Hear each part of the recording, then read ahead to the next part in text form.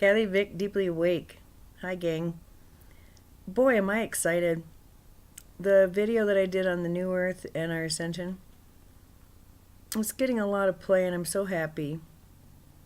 And I felt a little weird about it, of course, because I sort of exposed things. And there's one note that I want to clarify. So I decided today I would go to About Deeply Awake on my website. Under the About tab, I've rewritten that page. And then there are 4 videos there. Explains my work a little bit. And then there are 4 videos. A personalized guide to through Ascension is one of them. A gift of full awareness is another. The peace, passing all understanding, and with the channel is on there. And then my very latest one. So I've kind of been focusing on the very latest one, sort of the culmination, right? But then today I reviewed the others.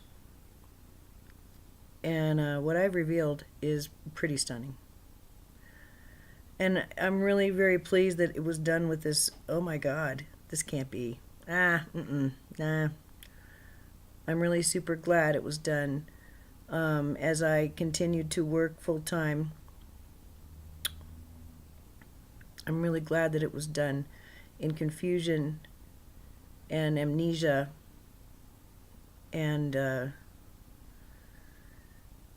soul pain, because it wouldn't be believed otherwise. So, I mean, with each reveal, it's like, oh, yeah, that makes sense. Okay, I agree with that finally. I didn't agree to it for a super long time. But I agree now that that was a really good thing to do. Thank you, guys. Thank you. So, there are 2 issues with that last one I want to just mention. And then a third one, but it launches me into this talk. I only have a couple things to bring up, but they're so beautiful, so I think that it's really appropriate. And considering it's the 25th of May, come on.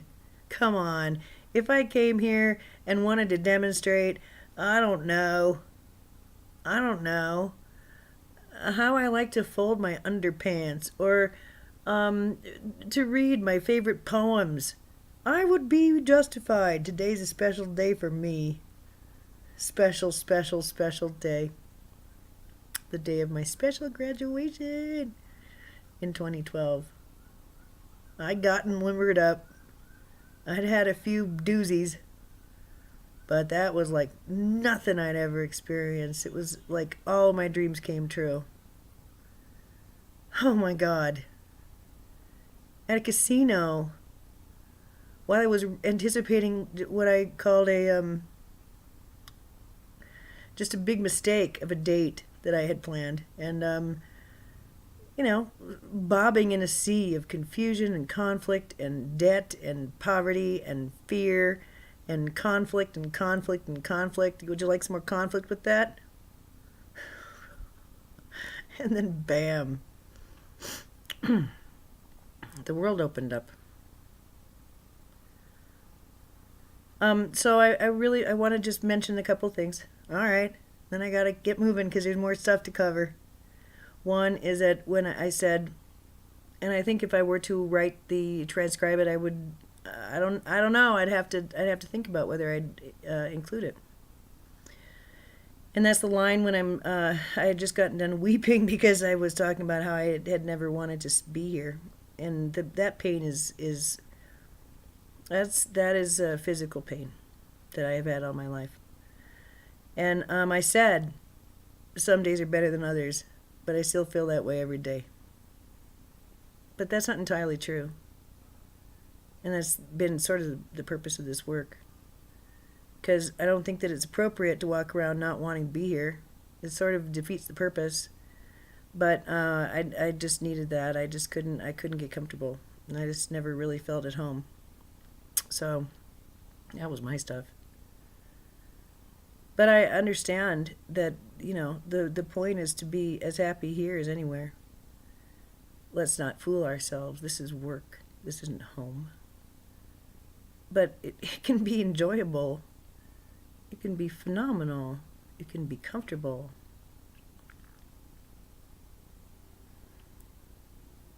And so if I keep it there, that yeah, this is work.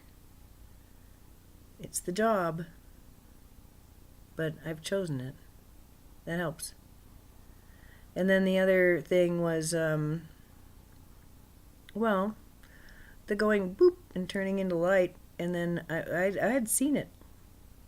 I was going to write a book about it because I had this really super long story that was given to me about a brother and a sister, and one of them ascended and the other one didn't, and she didn't know what was going on. He had not told her a thing about it, and she's put on a quest because she didn't understand what had happened. But all over the world, boop, people just blinked off. And it wasn't like, oh, he went onto a hill and turned into light like Elijah. I kept seeing people like on park benches, one in a bus holding onto a strap standing up while it was moving. Boop. And I saw that there was a blanket of silence around that event. So she was, the one who was left behind was hard pressed to find out what had actually happened, and luckily he had left a few pieces of paper behind. There are some book ideas that I have, rather than written them, it turns out that I lived them out. There was another one about an ex of mine who, in real life, she suicided way back when. But man, oh man, driving up the mountains one day, it came to me whole how it's possible that she could come back. That it had been a mistake somehow. It had not been real, and she was very much alive and very, very motivated to be with me again, to be in harmony with me again. And it was to be a work on memory and identity and love. I lived that one out too. Interesting. So I hope I live out Patrick Here's Voices. That would be a really fun one to live out. I wouldn't sneeze at that one. So so the thing is, I saw that event, and I know how holy it is. I know how it changes everything, and how it leaves people dumbfounded. But in the tape, again, I said something that on reflection I might have said a bit differently, so I just want to soften it, put it out there, and let it fly. And that is that, there is this function that I carry, and that many of us carry, that is, it wasn't understood by me very well, not consciously. It was just too easy to get confused. But the truth is that, on my special graduation, I wrote about it, and I described what it's like to hold this energy, and the effect that it has on people, and how it's frightful at first. I know that shame, that spike of, oh my God, I really let myself go. Or I really let myself down, or I really missed the boat on this. They have got something figured out that I didn't even know existed. And I need that. Or things along those lines. Have you ever met somebody who just exudes self-acceptance and joy? It's awesome to be around people like that. I love it. That's why I love the burner community as much as I do. I encounter a lot of people like that. Some of them got there the hard way, and some of them got there just because they realized they were happy people and they wanted to be around other happy people. So that's pretty neat. So I guess what I mean to say is that there is a terrible sort of shock of, I guess you'd call it shame, that can occur when you encounter someone who is functioning at a different vibration than you. If you covet that, if you recognize it as your own, but you don't know how to get there, and you're not welcome as a student, or you're just an onlooker, that can be tricky. It seems unavailable, but it seems to be yours. So, what's that about? And I see that event. I saw it when I was walking through it and actually feeling it and feeling that ripple. I see that as a very, very healing moment.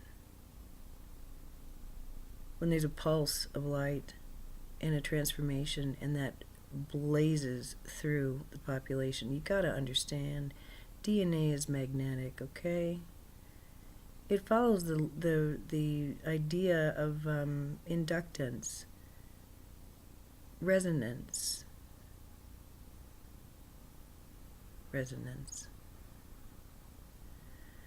And so, whether your conscious mind understands it or not, if you get blasted with that kind of light,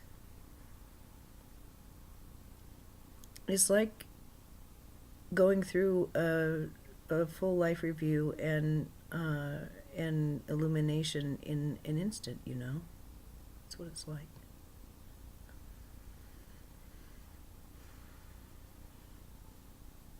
So, I know that, if it's a janitor who makes a transition, someone poorly paid, and perhaps not treated very well, certainly not as an adept.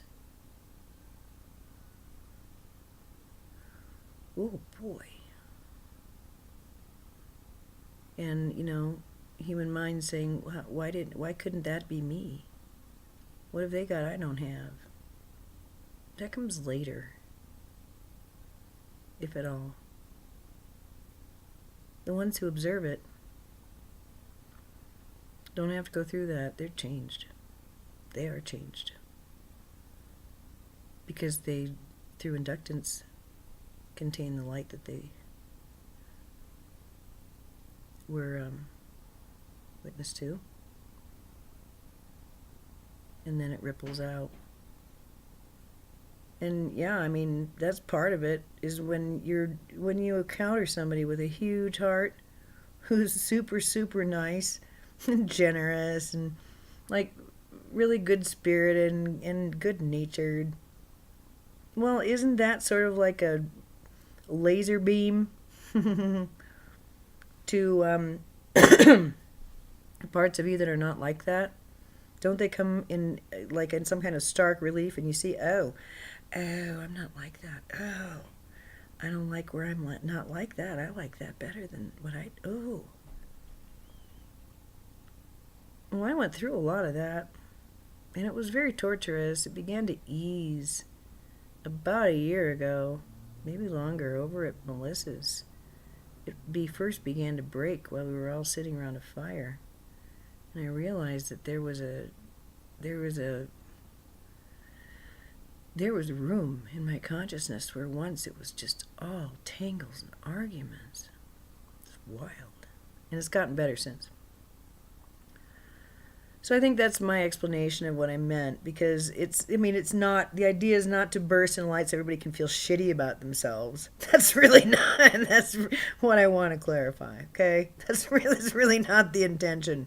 Hey, you guys, you should have been nicer. Bing! It's not like that. No, not at all. So, I hope I've clarified that. Now, the gifty that I received yesterday. I did a video on it, and it was quite lengthy and involved, and then today I realized that, I don't need to do that one because I already did a video on this called Peace that passes all understanding. Oh, I explained it all. I didn't explain it all. I explained a little bit about all that Martian stuff. All right, so here's the deal. I'll recap for you because it's super weird and it's central to this story. Oh, that's right. It's fusion. My cure for tribalism. Okay. I was a bit tribal, could you tell? But the enemy for we was not somebody with a different skin tone or a different economic background. It was energetic. It was kind of hard to put my finger on it, you know? The target kept moving.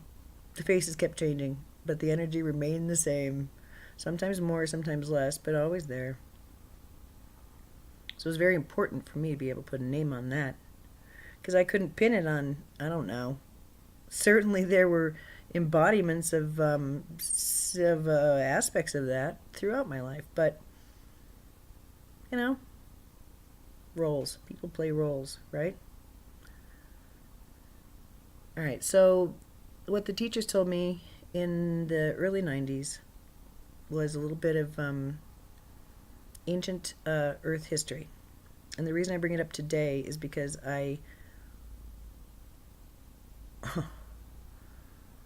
it's only been since yesterday that I know. I don't believe, I don't think, I don't feel, I know. The teachers never lied to me. On this story, I thought they had. I thought they'd fibbed or told me a metaphor or put me on the road, you know, because sometimes they'll, like, throw you a little koan and things are not as they appear. And that's fine. That's what I thought this was until yesterday. So, quickly, the story was that long ago, in a land that has since been claimed by the ocean, was a great continent. And the plan was putting along and doing really good. And then it came to everyone's awareness that there was going to be an asteroid coming. And it was going to be a big one. And everybody knew it. And this was a space colony back in the day, you guys. And everybody knew what was coming. And the council met. And the decision was made to let it happen. And the people who had settled from Mars, they had used an external Merkaba in basically stones set in geometries that would invoke a spin and create an external Merkaba, much like the effect you see is in that movie Contact. That is also an external Merkaba. And long ago, luckily, the Martians had a well, at the end of their civilization, and I say luckily because they were in the process of turning Jupiter into a second sun. They were still tweaking. And they got sidelined because there was a big war. Oopsie daisy. And they had to evacuate. And they did so by using an external Merkaba. Why did they need to use an external Merkaba, you might ask, when the DNA, the body, is a Merkaba? The human body is a Merkaba. But not all beings have that particular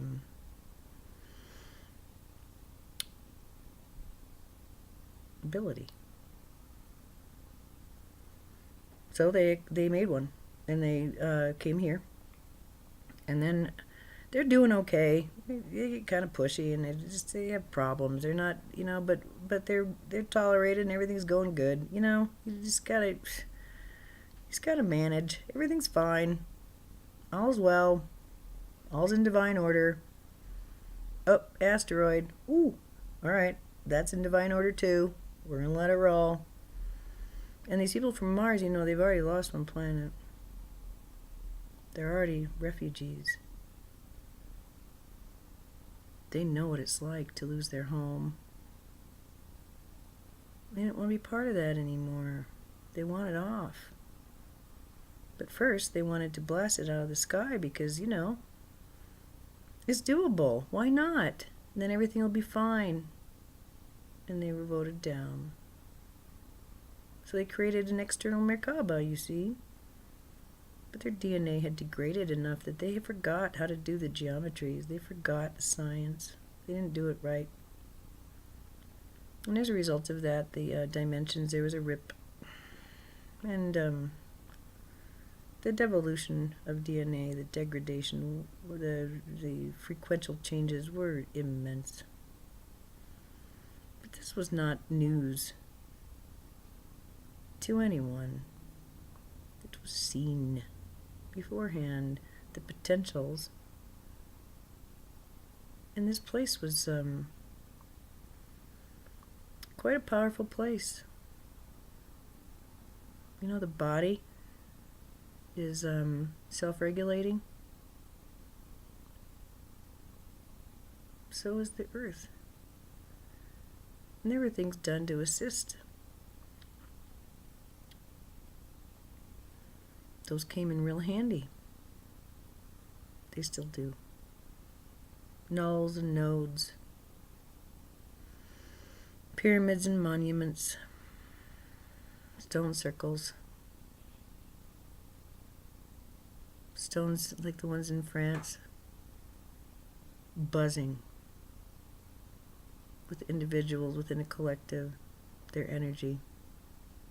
Just sitting there, beaming math and physics and love. So, yeah. Rip. Uh-oh. Asteroid. Water.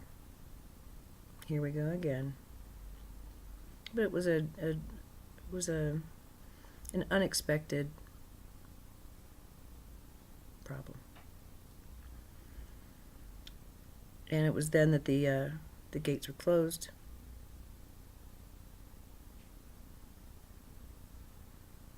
Beforehand.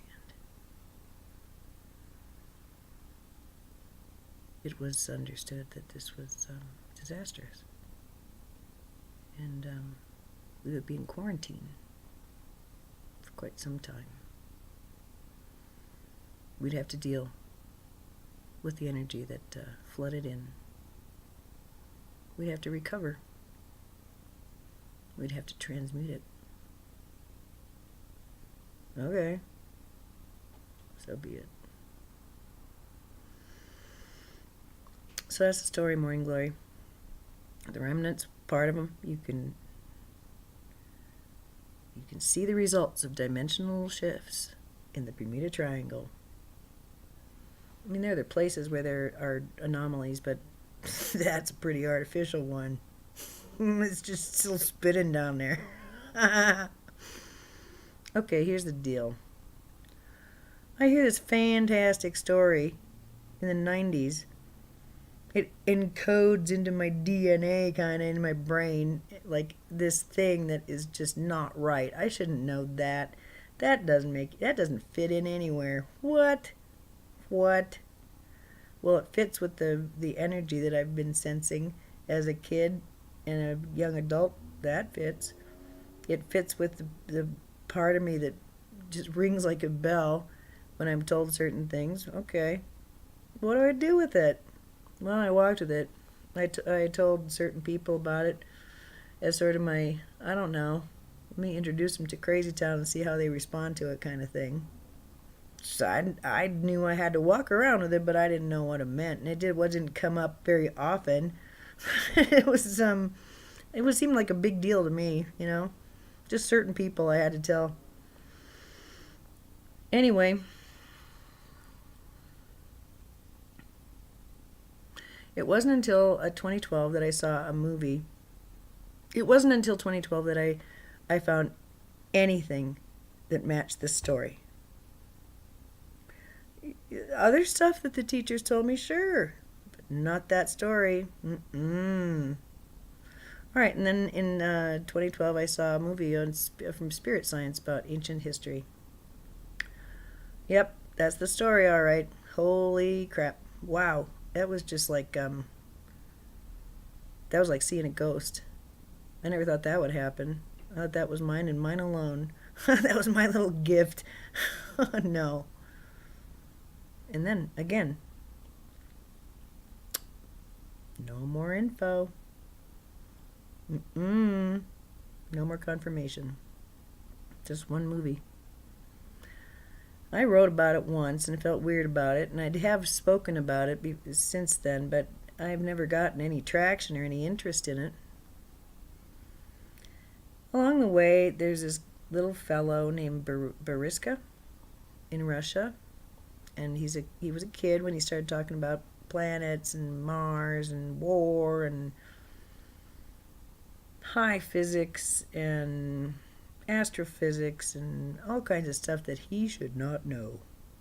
And I listened to him for about 10 minutes in 2012, and he's like, or whenever that video came out, and he's the real deal. I knew that little kid was an alien, but I also knew he came from Mars, and I just didn't want to hear I didn't want to hear it.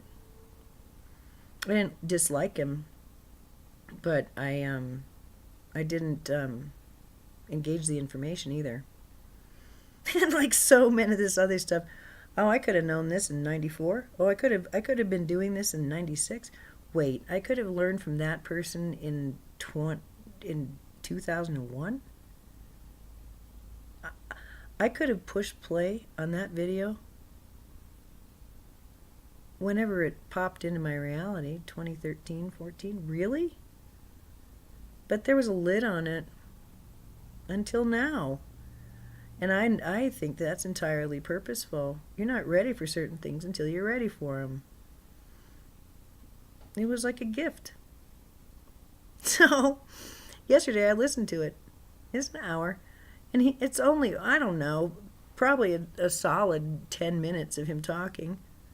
And he only really got into the business end of it when he was able to disengage his self-consciousness by playing a video game and then being asked questions. And oh my,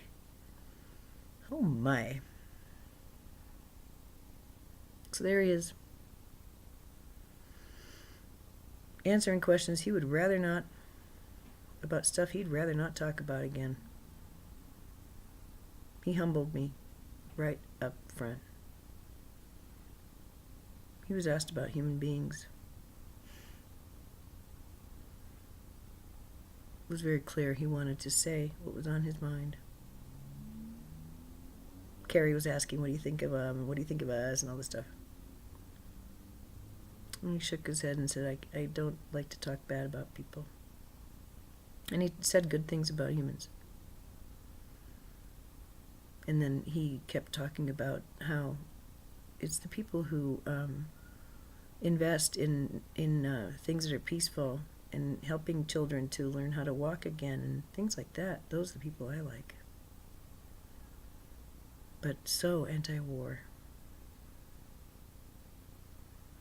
And I sat there and thought, the one who really missed the boat here, the one who really turned tribal, wasn't the Martian this time. I had.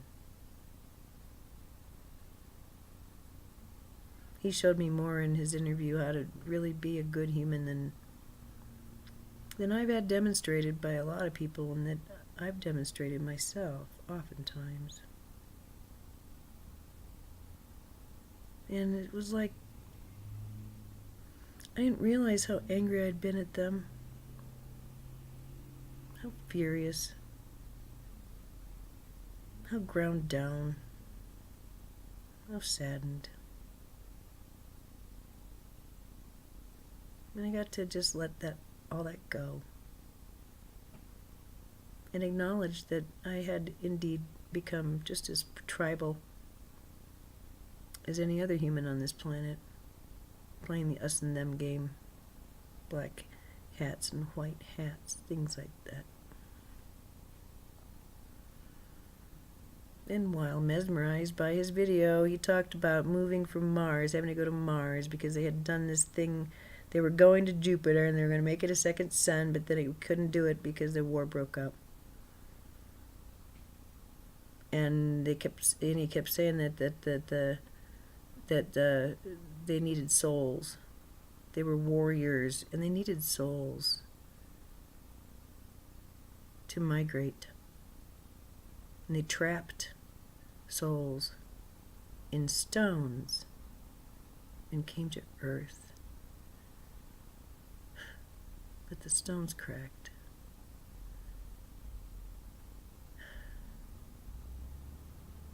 And my being shook with remembrance and confirmation. I had finally gotten my ping back. I heard a ping.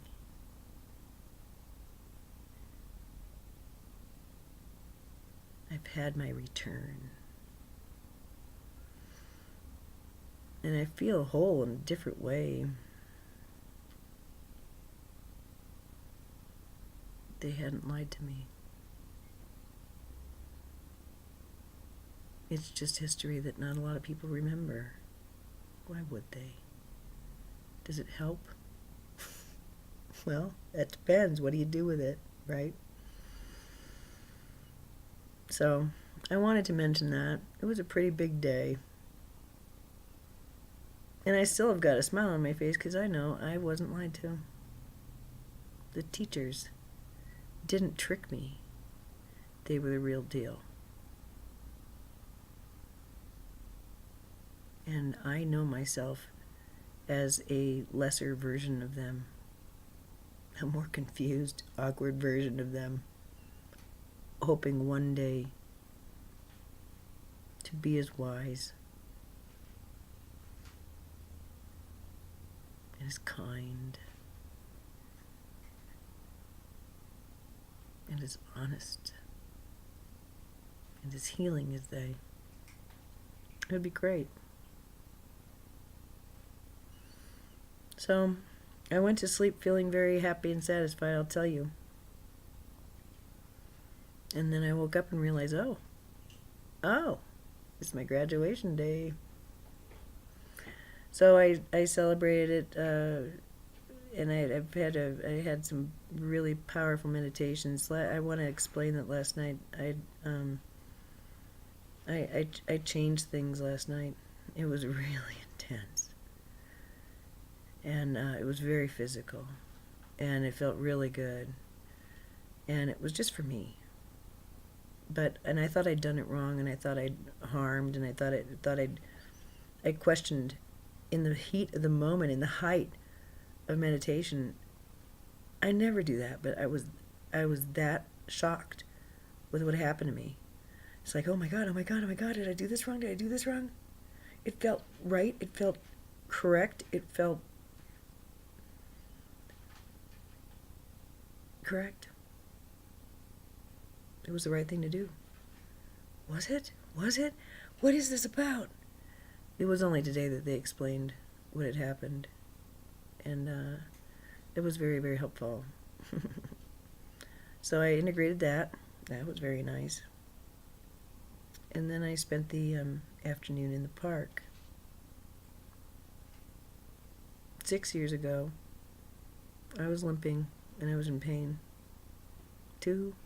4 years ago was the last time I rode a bike. And that's when I took up my cane and started to cry uncle. And although I actively sought out other methods of healing, I had to. In order to continue, I had to get surgery, and I did. March 8th. And today I walked over to the park without my cane and without fear. And I knew who would be there, and I knew that I wouldn't be alone, and it was very nice. It was very quiet. And soon enough, I needed to go back home and do some business. But I said, I thought I was here to get a gift. I thought you had a gift for me, and I mean, it's all really pretty. And then I looked down, there was a pretty dandelion right there. It's all really pretty, don't get me wrong, but I thought you had something for me. And I had always seen I needed to go to the bench next to the garden, and I always would hear that In the Garden song, with walking in with Jesus in the garden. I always hear that song when I think about that garden and that park bench. So I walked over there before I left the park to go home. But it was in the sun, and I didn't want to sit. Instead, there was a tree. My friends. And I haven't had a conversation, I mean, a really deep one for a while. And it called me over. And its arm was low enough that I could bend onto it and just touch it. Be with it. And it began to ask me questions.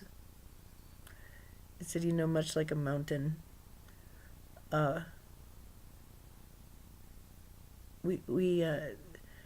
here's the thing. This is what they asked me. Consider, is it the magpie or is it the mockingbird that does really super gross things, I mean, mean things? I think it's a mockingbird. It is the mockingbird. If you ever get a chance to learn how mockingbirds lay their eggs and how they conduct themselves when they hatch, I encourage you to do so. It's ghoulish. It's true. It's like, ew, that's one nasty creature. Wow. I mean, birds and animals are here to demonstrate behaviors and consciousness, and different ways of doing stuff. But wow, that's just so dark what that mockingbird does. And it's all, to have life, but it's just wow, twisty shit. And I was asked, do you think that have you noticed in those documentaries that they mention what kind of tree the nests are in? Do they talk in negative terms about how certain trees host certain birds that are nasty? And I saw some goop on the tree, and they said, yeah, there's lots of stuff that goes creeping crawling around here. You bet. And they do all kinds of stuff. And it's all cooperative. It's all cooperative. It only looks dark or weird or twisty. It's all cooperative, but it's their stuff. The tree is the host. Gladly, happily. That's part of its function. So they asked me,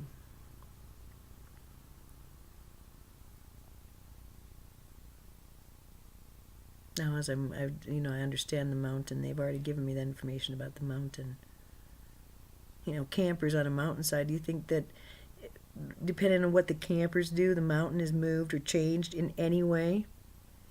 Well, maybe that little blip, maybe, but overall, no, you can do what you want. It's your mountain. Go, it's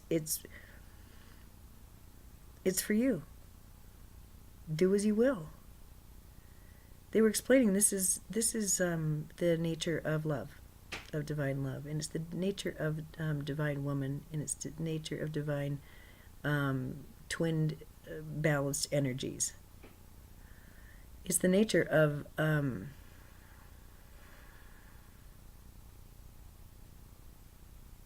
the higher reality. And so I was then led to the idea of a sequoia. Well, wait a minute here. And I thought about crying. I love what he said about forests. He said, you can walk into the most beautiful ancient forest And your soul can be touched and stilled, quieted, illuminated. And you can turn to your companion and say, hey, you feel that, right? And weirdly enough, you look down at your companion, in his hands, he's got a chainsaw. He sees this as an abundant, natural resource. My guess is that he probably goes back to work and considers his employees his very own human resource. It's just a different consciousness. So I thought about that. What would happen? Yeah, sequoias get mowed down, big trees get mowed down, like the Amazon things get mowed down. Isn't there resentment? Isn't there like, when will you guys ever learn, oh my God, I'm so tired, I want to be here. And they said no. No, when one dies, well then, that's the only expression that will be of that reality ever. And it's extinguished. Yeah. Those who understand that don't go around extinguishing it. It's those who don't understand. This is a one-time deal, lightning in a bottle, beauty itself.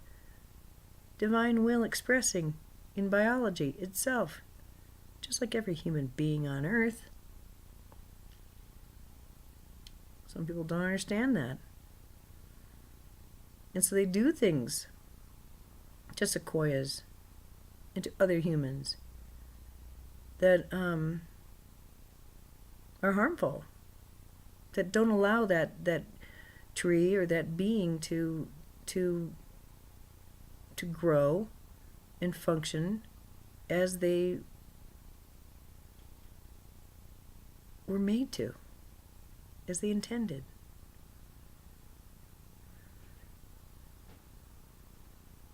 Yeah, that happens. But they asked me, when was the last time when you heard about a lynching that somehow you heard that the tree was involved? What kind of tree?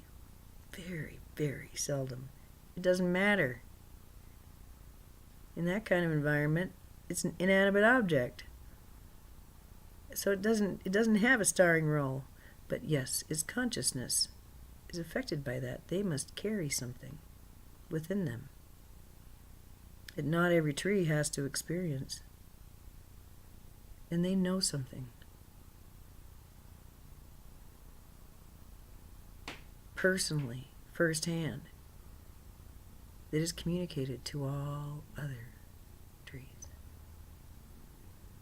It's not a burden that's borne by just one. Trees, like humans, are interconnected in a cooperative environment. Whether they know about it or not, those humans, it's all cooperative.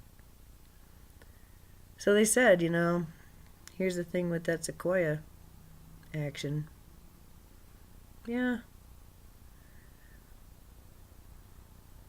Life it happens, and it's majestic, and sometimes death happens and it's brought on, sometimes through a conscious will of a human or two. But again, we ask you,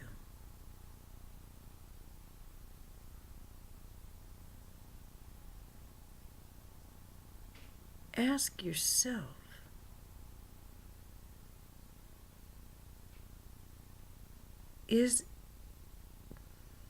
does it make any sense to consider that the sequoia, the majestic, beautiful sequoia that was hollowed out or cut down, did they somehow deserve that? Did they bring it on? No. It's how it goes sometimes. It's one of many. But it's the only one of its kind. And either you understand that or you don't. But the sequoia didn't call it to it. It doesn't have the capacity to call that kind of violence to it. It doesn't think that way. It isn't built that way. It doesn't have the capacity. No.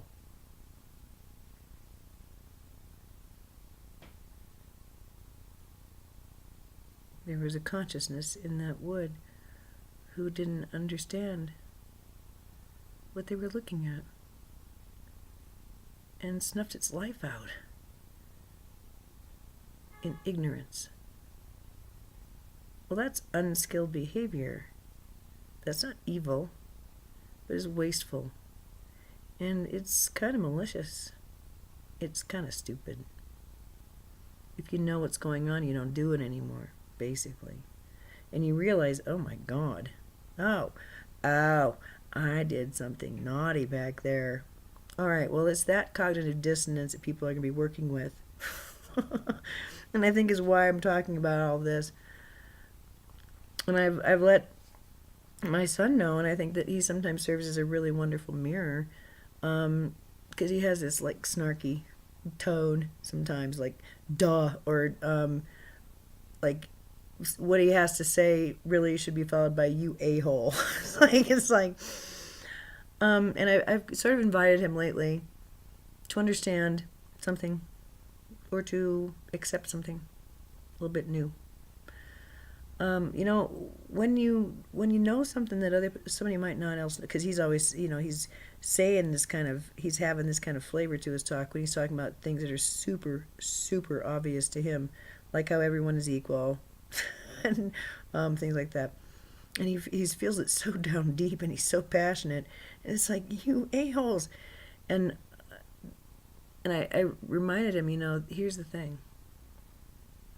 When you give someone a new way of looking at something, and maybe it's even like more gentle and more inclusive and less anxious and tight, even that can upset people. It can make them feel ashamed of themselves.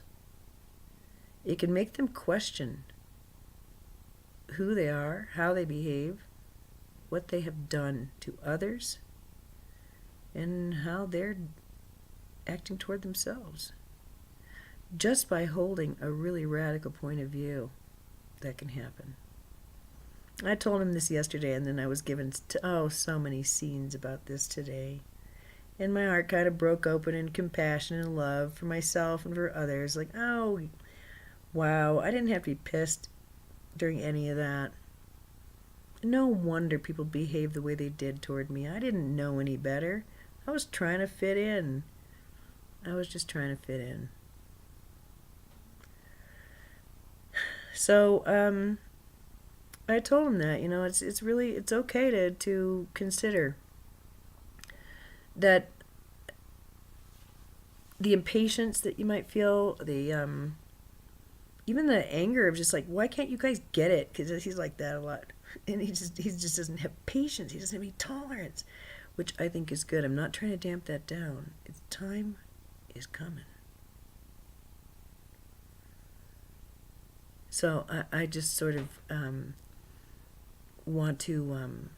wanted to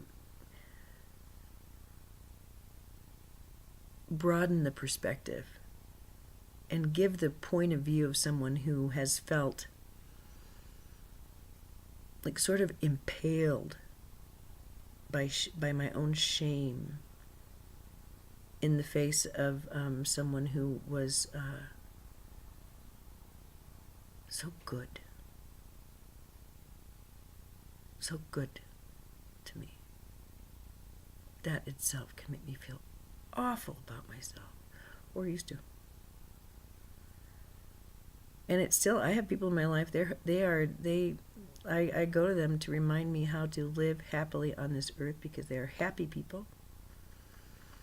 And they model things like generosity of spirit and self-respect and humor and grace, and I don't know, they help me. And I hope I'm like that to other people. I think the seas have calmed and I'm not quite so PO'd anymore. I was mad at myself. How long do you have to go before things become clear? Before you finally understand stuff? I was kind of done being the puzzler. I know how I can always be the love puzzler. I just didn't want any more huge ass koans running around poking me saying, hey, you're not clever enough yet. I'm still out here. But these koans, these light up puzzles, these paradoxes, life lessons, whatever you want to call them, unsolvable problems. Well, if you find something that is obviously unsolvable, what is obvious is that you, in your brilliance, thought it up, and then you've forgotten, you gotten lost in the puzzle part of it, but you put this together. How could you solve this? What's the most obvious solution? And it's usually fantastical. And it may require that someone behaves differently. Guess what happens then? You realize that you are required to behave differently. And as you grow up and mature, others do around you. As you soften, others soften. The safer you feel, the safer others feel. So I think those are really beautiful little nougates. Nougat. Well, there's a nougat instead of a nugget. So I'm just still floored because it's like, wow, that was a really big reveal and stuff. But it's so coherent. The last one I did, the new Ascension, whatever, New Earth and Ascension, it's like everything actually is quite coherent. And I'm so pleased. And you can just spend hours and hours and hours reading and watching. Holy crow, what have you stumbled into?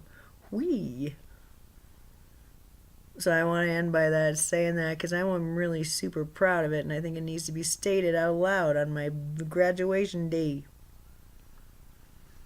In my work since March 23rd of 2012, I did the word count, and roughly I have created, now this is not including the massive amount of erotica I've written and the massive amount of other stuff that I haven't published. I mean, we're talking at least 3 volumes. Easy. But apparently, through Deeply Awake, I have written about 1 million words, which roughly, well, translates into, if you figure a big book is 500,000 words, that's 20 volumes. And then I did video for 2 years. And I did the math one time. And let's pretend for an hour video, well, that is like, that's a really, really, really, really, really long essay. Super long essay. That's a bunch of words. So yeah, somebody's going to have a blast editing this. Man, I thought I had that. I thought that had been handed to me and everything was doable and workable, and all bets are off. Who the hell knows who's going to do that? But it'll be someone who will be this work's protector, not mine. Not a little girl lost who needs somebody to be her handler. No, I need somebody who's so committed to this work, who understands it and believes it so deeply that they wouldn't think to edit in a way that would diminish one word. They'd know. There's not a lot of editing that needs to be done. Not much at all. But they would know where to tweak and where to trim, and they would know how to index and categorize and do all that stuff that my brain doesn't think that way. And I did have a vision, and I At this point, males oftentimes, when they're in my brain, when I think of them as female. And females I oftentimes will think of as male. And some I think of as both. And so, when I say she's going to take over, I don't know who it's going to be. But they got to pass a sniff test with me. And somebody who really is intoxicated by this work and knows it needs an advocate and wants to be that person, wants to take that commitment on. Well, we'll see. Maybe that's going to be me, you think? Well, I don't have those skills. I'm not exactly sure how that's going to go, but... So I'll end by what the teachers would say. When I say, how's that going to happen? How's that going to happen? How's that going to happen? And they would repeatedly say to me, you don't always have to know why. Well, that turned out not to be so true. It was very important to me to know why. But further, you don't have to know how. That's our job. Your job is to know what. And to know why. That is a what. If you got that figured out, and you don't really have to have the why, but you have cleaner manifestations if you know. If you're clear all the way through. All you have to know is what. We've got your back. Our job is the how. And the when. And the when.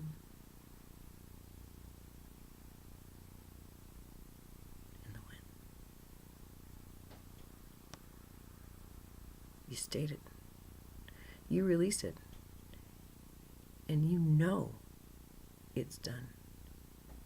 And once you're at that place where you're not revisiting something anymore because you know it's done, you have stated it.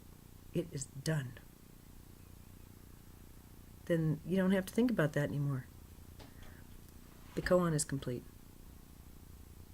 The energy can flow more easily. So, all right, that's another pretty one. And it's called Fusion. The end to my tribalism.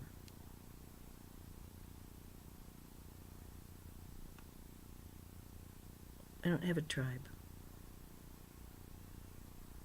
I have a family.